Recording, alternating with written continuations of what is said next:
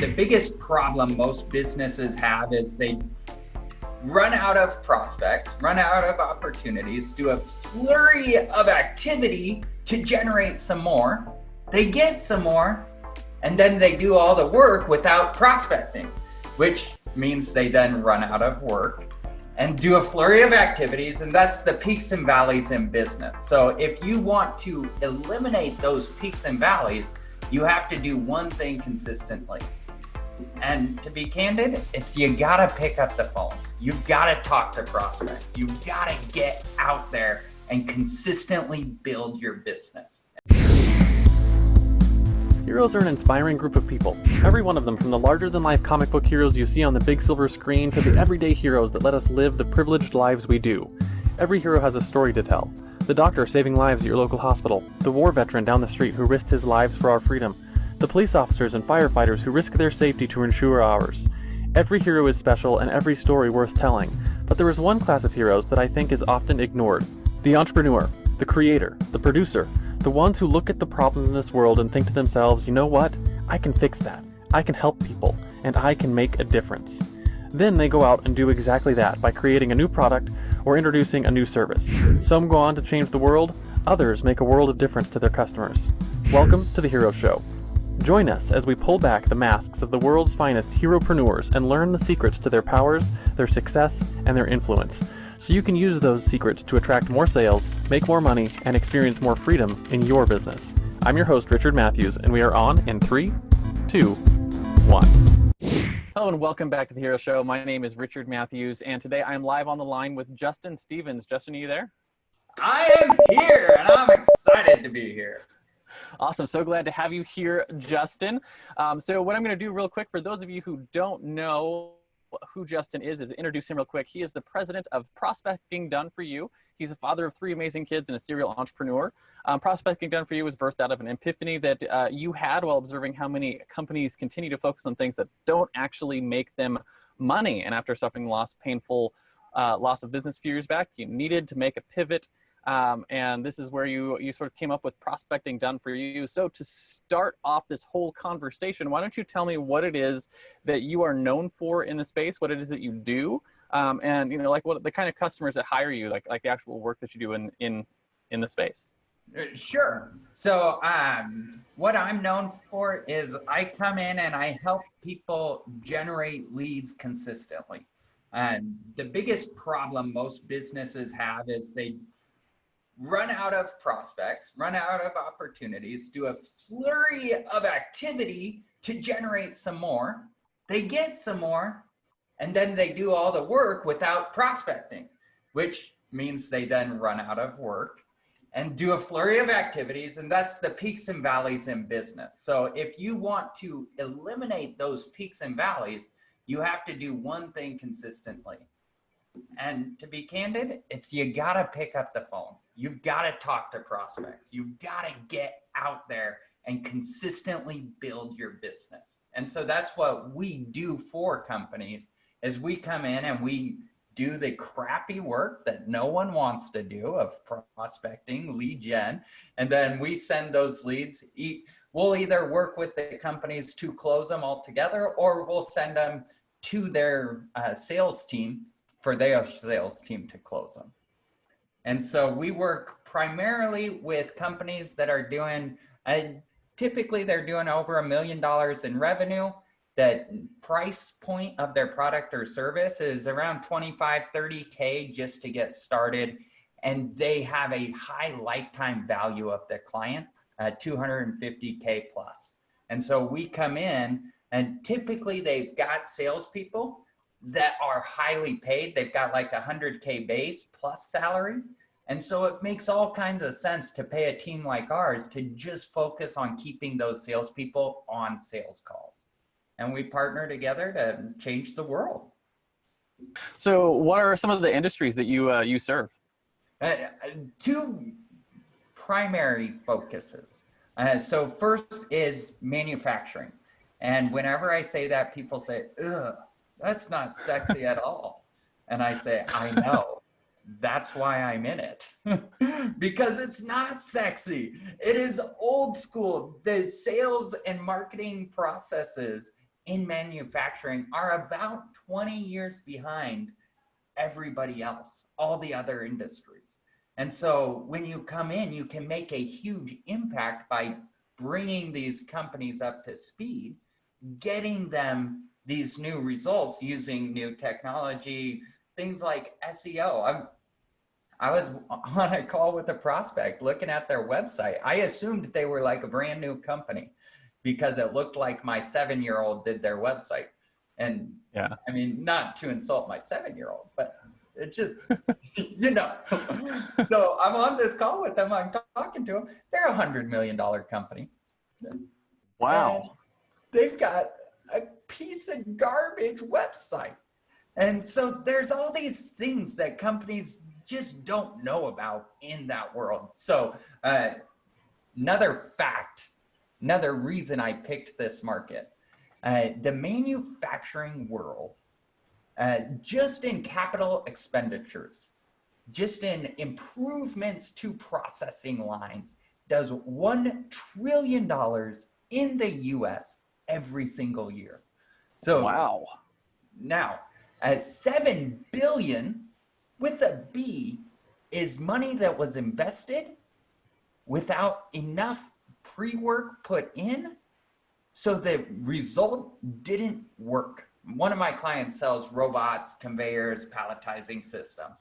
And so literally you will be in a factory where they just bought, let's say they spent $2 million to put in a robot. And so they're going through the factory and I'm on the line, there's a robot doing nothing and someone else on the line. Both people doing what the robot was bought to do, but they didn't do the right programming, the right work on the back end. So there's a ton of revenue in this industry that's not being captured, it's not being utilized right, because people can sadly afford a $2 million coat hanger. And I just want to help and have a little piece of that pie. So that's one of the reasons why I picked manufacturing. The other niche I focus on is SaaS companies. I just love software. I think it's awesome. And it's a great way to build a business that you can sell. And that's what I'm all about, is building businesses, turning them around and selling them. Awesome. That sounds like a lot of fun, especially like I did not, like, I realized manufacturing was big, but I didn't realize it was, you know, waste $7 billion big, and not miss it. Isn't that great? So next time you're at a grocery store, variety packs, okay? Let's see, Treetop sells applesauce packets, right? You've seen them. Yeah. Yep, my baby loves them. Yeah, exactly, right? And a variety pack is when they take 4 regular applesauce packets and 4 cinnamon applesauce packets and package them together. Like, Yeah. It sounds super easy, right? The equipment purchase, the changes in the supply chain that have to happen in order to put 4 and 4 together, you're talking multiple millions of dollars. That's insane. It's insane. It is so crazy. And that's what a lot of us consumers have no idea. Before I got into this world, I had no idea. And so we're working on a line to literally separate a couple packages. We had one prospect that they're opening packages. So like you get a package of cinnamon and a package of regular, you open it, put all the contents onto a new line that then goes and separates them and puts them into 2 other packages, except mixed. Like literally a project we're working on. This is the crazy world of manufacturing. And I feel like. When you say you're working on prospecting for these companies, you're working on helping them like secure the robots, or you're working on helping them secure, like, what is it that you're actually working to help them secure? Love the question. So we work with the company who does robots. They do conveyors, they do palletizing machines, shrink wrapping Okay, machines. okay, that makes sense. And so we go out and we try and identify the manufacturing plant that one of their clients came and said, hey, instead of 2 regular, I want 1 regular and 1 cinnamon. Can you do that? And they say, sure, it's going to cost you this much. And the other company says, great, get on it. And then they come hire someone like us, and we do all the engineering, all the programming, all the behind the scenes stuff that make it so you can package 200 a minute of these variety packets. That is insanely cool. So I feel like I live in how it's made. It's crazy. So my next question for you is your origin story. We talk on the show all the time about how every hero has an origin story. It's where you started to realize that you were different, that maybe you had superpowers, and maybe you could use them to help other people. Right? So how did you get started into this whole world of entrepreneurship, and how did that bring you to this place where you're working with, you know, prospecting done for you? Love the question. So when I first got started, I was 13. I was in the back of a cab. I'm one of 4 children, so it was, you know, those bucket seat trucks. Yeah, yeah. Tiny, right? So I'm me, my parents, and all 4 kids in a bucket seat truck. Like, it's like sardines in here, right? And I was 13. Back before seatbelts were required. 100%. Yeah. So we're driving to school. We lived an hour outside of Boise. My dad had just bought this Sandler training franchise, and we're listening to these sales training CDs, and I had no idea what he did. And he said, I asked him, I said, Dad, what do you do now? Because before, he also owned a remodeling company. So I was born and bred entrepreneur. Like, it's all I know. And he said, well, instead of me explain it, why don't I show you? So summer between 8th and 9th grade, first time I ever went through sales training, and it radically changed my life. And so after college, I went and started working in the family business. I ended up spending 10 years, became an owner. We were having a lot of fun, doing a lot of crazy stuff. But it was a franchise, which means they get to create the rules. It is my choice whether I play by those rules. And I wanted to use the internet. I wanted to use internet marketing and publicity to go all over the world instead of the geography that they restricted us to.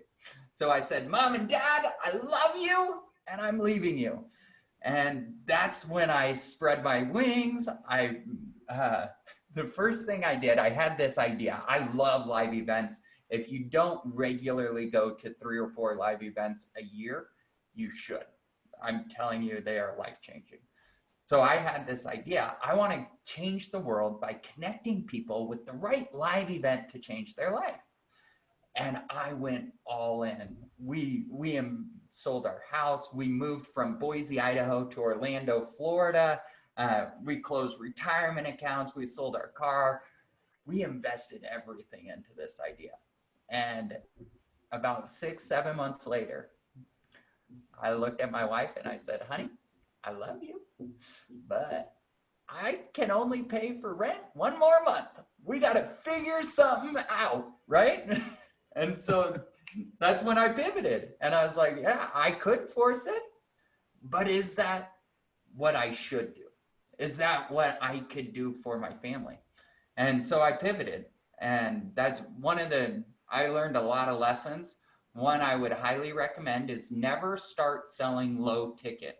So we were doing a free event to a $100 upsell to a live event to a $25,000 coaching program. That was our value ladder. Yeah, an Ascension model. The Ascension model. Here's the problem with the Ascension model. If you're starting at free and then moving up, it takes a lot of free people to get to the payday. Don't start with free. Yeah. Just go to the high ticket offering, whatever that may be. So that was what I learned there, is you got to start selling high ticket. So my first pivot was, I made so many boneheaded mistakes.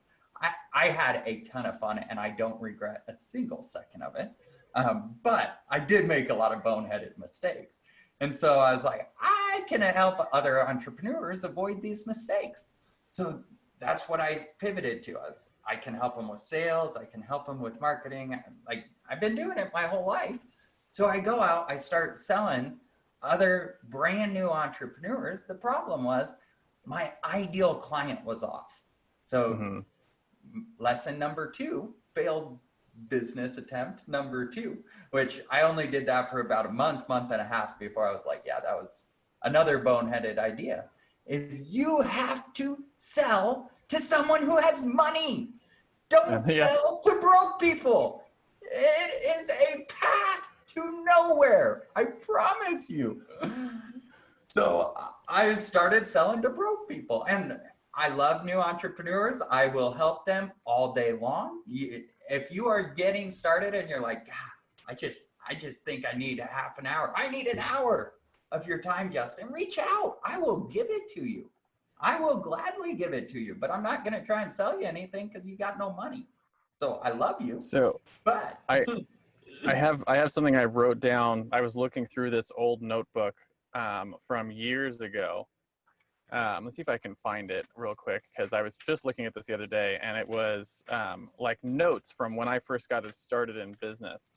And if I have this sitting here, it's like one of the lessons that you had learned. And I realized that it has been a huge, like, what would you call it? Like benefit to my life was just understanding that one lesson, that you have to sell to people who have money first. And let's see if I actually have it in here. It says essentially that find someone, you have to find someone who has money and has a problem they want to solve, and solve it for them in a unique, creative way, right? And that is essentially how you start and run a business, is you have to find someone who's got money first, and that has a problem. And if you hit those couple of things, that's like the biggest help, right? Is being able to find someone who's got money and solve their problems. I totally get it. And so that's why we started talking about who I work with. The entire reason I work in the manufacturing industry is because they have money, and lots of it, and they've got a really big problem getting leads, getting in front of the right people. And so that's what I'm able to come in and help them do, is get in front of the right people. So that's what happened after I did this whole coaching thing for new entrepreneurs. I was talking to a past client from my training days and helping them. We've been good friends throughout this entire journey. And I was just coaching them, helping them. And they said, you know what, Justin, they're in this manufacturing world, and they said, I don't know what you would do, but we would pay you $5,000 a month to do it. And I said, okay, right? I needed the money. I needed the help. They knew me, not a system, not a process. So another piece of advice, if you're getting started, stop trying to go sell cold people. Go to the people that already know, like, and trust you, have a problem that you can solve, and solve it for them. They will pay you because they know, like, and trust you. It's crazy how this works.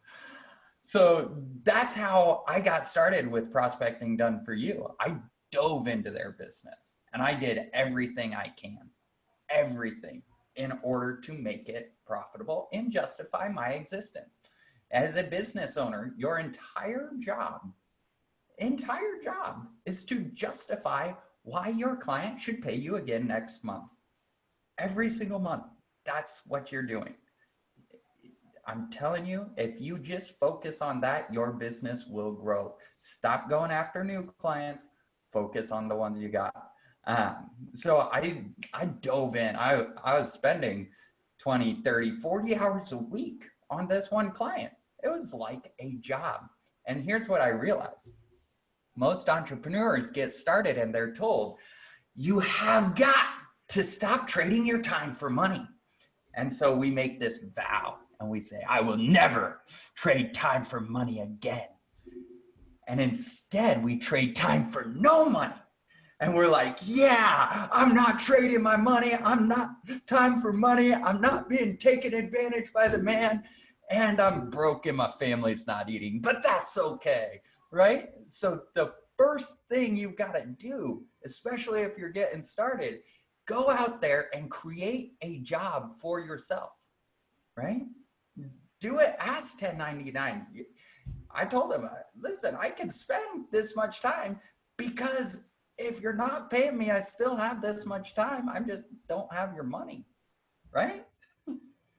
So be candid, be transparent like that when you're getting started. So after about a month and a half, they started referring me to all the people they were working with. They were like, you've got to talk to Justin. He's doing amazing. We set up systems, set up processes. And that's where I figured out the reason I have always been successful in sales. It's not because I'm particularly good, right? It's not. It's because I show up way longer than anyone else is willing to. And it's because I had a system that would remind me to show up. And so that's what we do for our clients. We build an 18-step follow-up sequence that takes like 4 months to get through. We do stuff like, this is crazy. We put letters in the mail, right? We send people boxes. We get on the phone. We do social media. We do emails.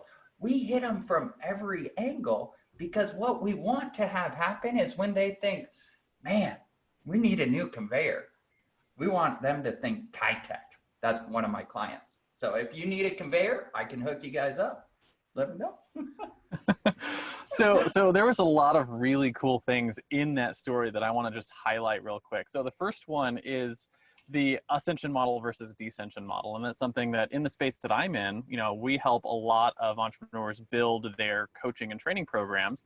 And the Ascension model, Dissension model is very, very common argument that happens, right? That you're like, hey, I want to have like, you know, a free opt-in, and then they should buy a book. And then after they buy the book, they should buy the, you know, the small program, and they should buy the big program, and they should buy the big mastermind.